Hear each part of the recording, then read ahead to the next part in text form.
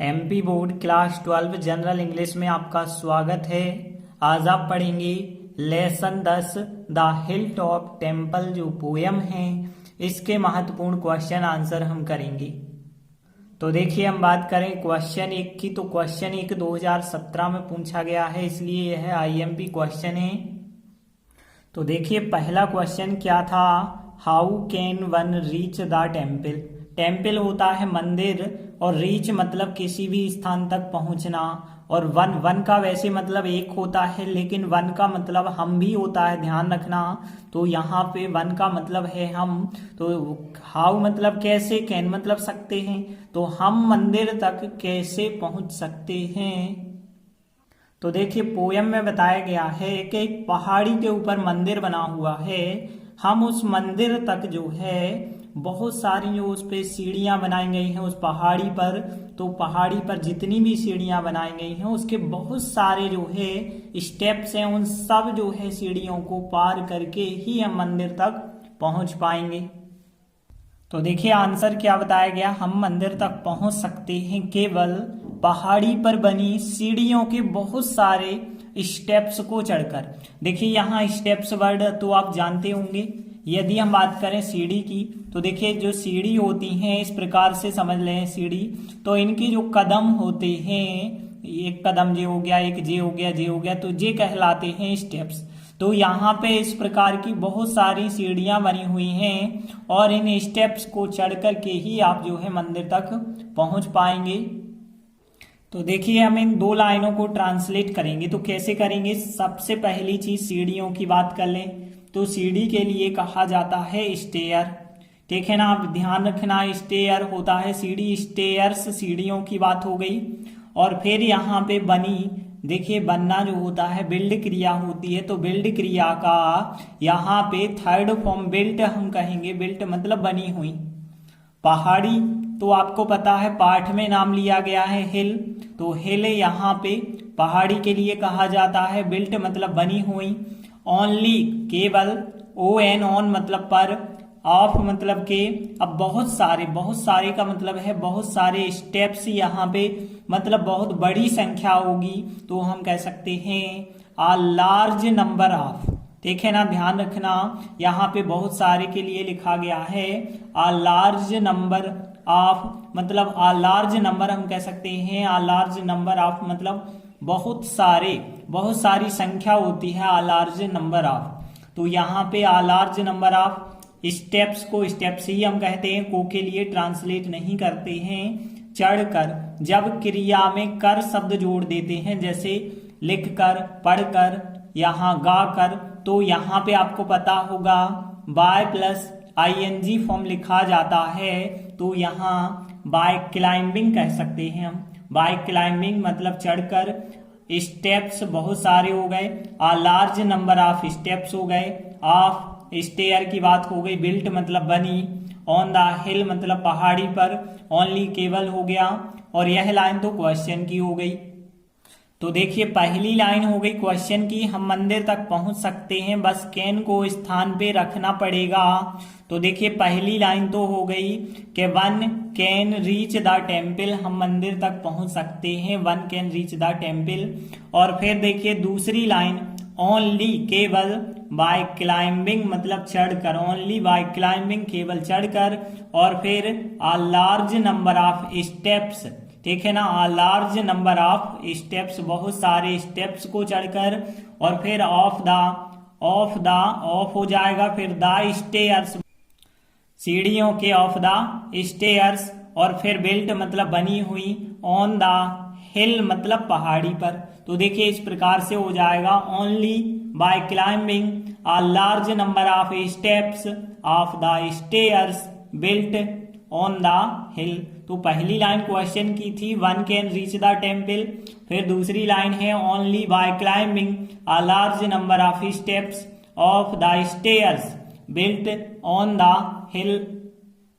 तो देखिए, इस प्रकार से आपका आंसर होगा one can reach the temple, question की लाइन हो गई, फिर ओनली बाय क्लाइंबिंग केवल चढ़कर, आ लार्ज नंबर ऑफ स्टेप्स बहुत सारे स्टेप्स को, ऑफ द स्टेयर मतलब सीढ़ियों के, जो कि बिल्ट मतलब बनी है, और द हिल मतलब पहाड़ी पर।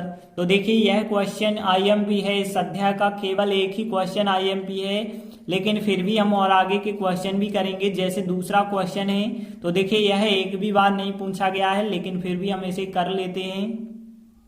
तो देखिए दूसरा क्वेश्चन क्या है, व्हाट डिड द पोएट सी, मतलब कवि ने क्या देखा, when he reached the temple, जब वह मंदिर पहुंचा।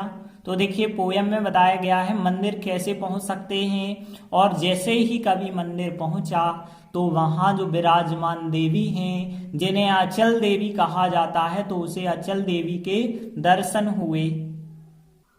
तो देखिए यहाँ बताया गया है जब वह मंदिर पहुंचा, वह मतलब कवि, तो उसे अचल देवी के दर्शन हुए। तो देखिए यहाँ पे तो बहुत सरल सा आंसर है, क्योंकि पहली लाइन हो गई क्वेश्चन की।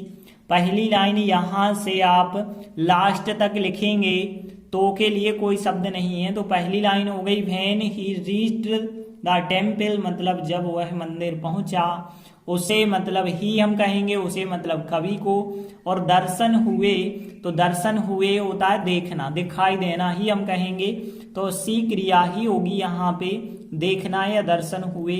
सी का सेकंड फॉर्म साव होता है, थर्ड फॉर्म सीन होता है, पास्ट सिंपल है, सेकंड फॉर्म आपको लिखना होगा। अब अचल देवी की बात करें तो देखिए देवी के लिए कौन सा वर्ड होता है, देखिए आप लोगों ने गॉड तो पढ़ा होगा।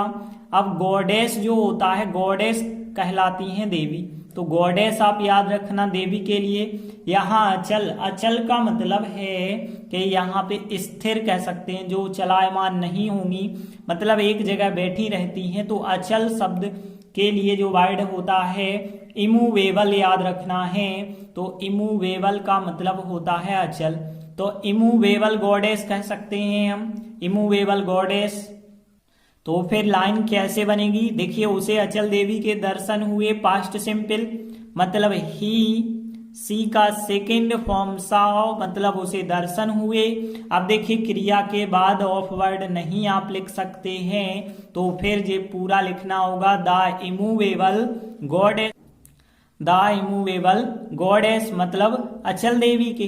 तो यहाँ पे पहली लाइन क्वेश्चन की हो गई, when he reached the temple, जब वह मंदिर पहुंचा तो ही साव उसे दर्शन हुए, द इमूवेबल गॉडेस मतलब अचल देवी के दर्शन हुए।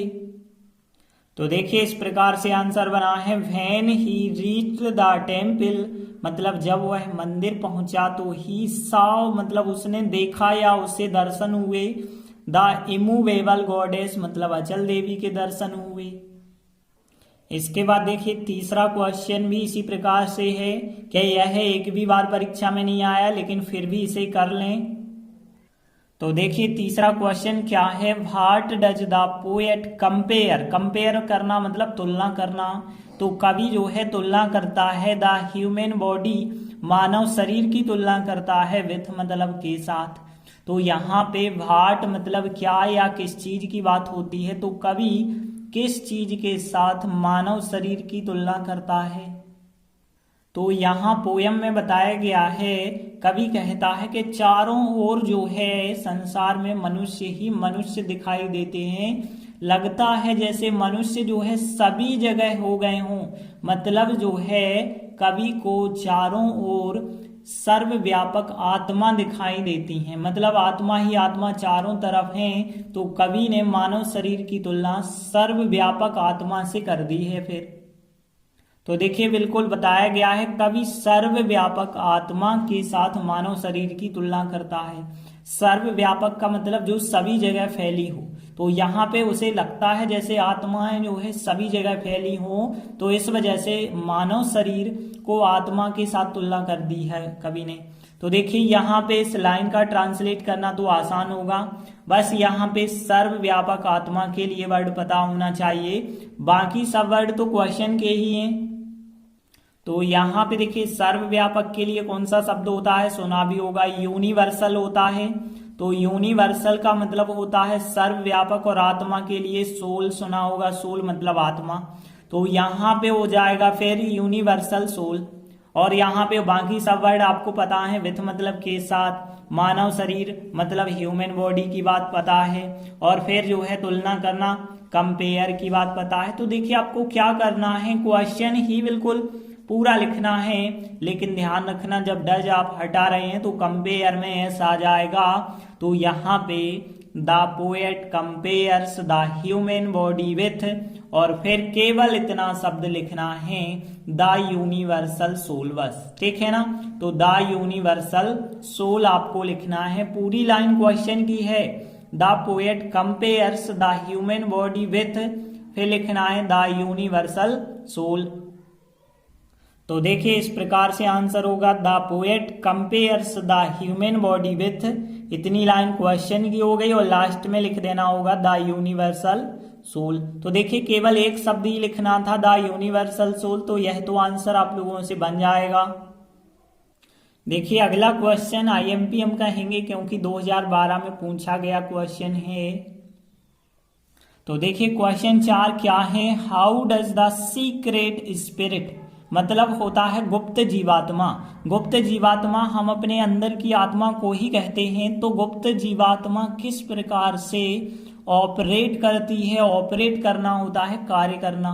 तो गुप्त जीवात्मा किस प्रकार कार्य करती है इन ह्यूमन बॉडी, मतलब मानव शरीर में।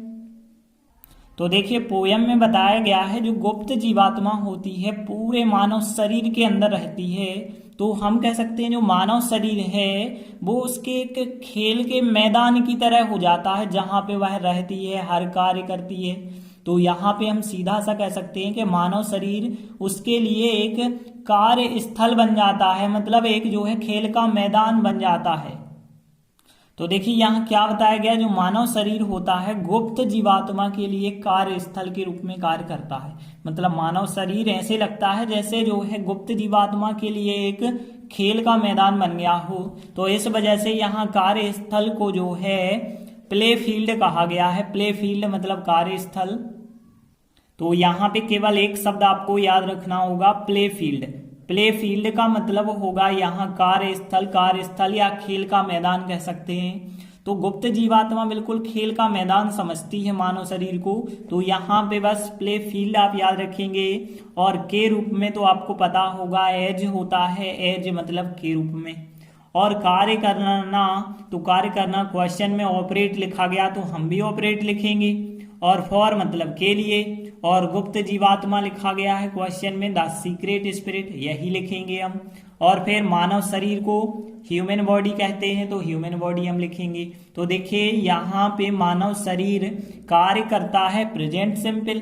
अब प्रेजेंट सिंपल हुआ है तो सब्जेक्ट के बाद आता है फर्स्ट फॉर्म या एस वाला फॉर्म। अब मानव शरीर एक वचन के रूप में होगा तो एस वाला फॉर्म प्लस ऑब्जेक्ट होगा। तो देखिए कैसे आप ट्रांसलेट करेंगे, द ह्यूमन बॉडी, द लगा सकते हैं आप, द ह्यूमन बॉडी ऑपरेट में एस लगाएंगे तो द ह्यूमन बॉडी ऑपरेट्स मतलब यहाँ पे कार्य करती है। और फिर एज मतलब के रूप में, द प्ले फील्ड के रूप में, फॉर मतलब के लिए, और फिर द सीक्रेट स्पिरिट मतलब गुप्त जीवात्मा के लिए। तो the human body operates as the play field for the secret spirit. तो देखिए इस प्रकार से आंसर हो जाएगा द ह्यूमन बॉडी ऑपरेट्स मतलब मानव शरीर कार्य करता है as the play field, play field के रूप में मतलब कार्यस्थल के रूप में, फॉर द सीक्रेट स्पिरिट गुप्त जीवात्मा के लिए। तो देखिए यहाँ पे हमने जितने भी आंसर देखे कोई भी आंसर इतना बड़ा नहीं था कि आप लोगों को समझ ना आया हो। तो जितने भी हमने आज 4 महत्वपूर्ण क्वेश्चन थे इस चैप्टर के, तो आप चारों कर लेना तो यह अध्याय कंप्लीट हो जाएगा। धन्यवाद।